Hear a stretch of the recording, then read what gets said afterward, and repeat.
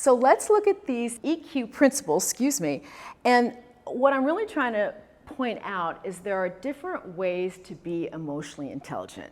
So it's not a one-size-fits-all. And sometimes I think when people hear the term, they think it's a either or you get a score, and the score might tell you something where you need to improve. But it's a much more dynamic and fluid process than a score might suggest. Okay, so I'll show you what I mean by that. So I have a handout, and I'd like you to pick it up now. It's a day in the life of Alicia. So there's actually two. There's one with mindsets and one with a day in the life. So see if you can relate to Alicia. And because I am going to read this to you, I need my glasses temporarily. But here's Alicia's life. So she enters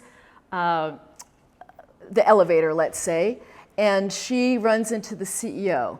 And she seizes the moment in order to be charming and shares with him her latest inventive idea. And he thinks, oh, she's dynamic.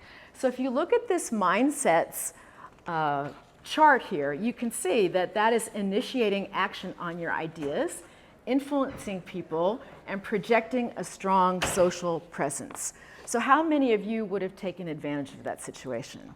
Some of us, maybe. Some of us, I should have talked to him, right? He gets off the elevator and you haven't taken advantage of the opportunity.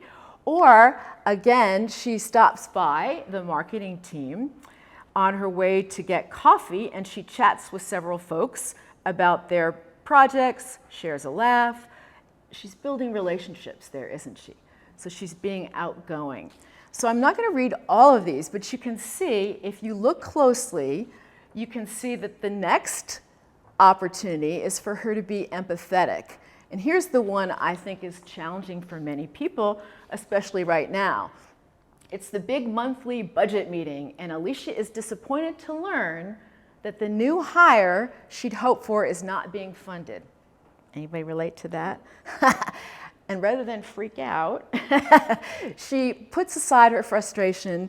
She considers the benefit of another team's expansion, and wow, the budget director thinks she's a team player. Good for her. So she's being receptive to other people's points of view. So if you look, as you go around the circle, there are multiple opportunities for her to shift gears, shift the way she's thinking, reacting, and behaving. And I love this one. A client calls full of enthusiasm for a new idea he wants incorporated into the plan she's creating. She listens and acknowledges his passion, but then gently points out the ways the new idea would delay the plan. And he says, thank you for protecting me from myself, right? Sometimes that's hard to do with a client, isn't it? Make sense?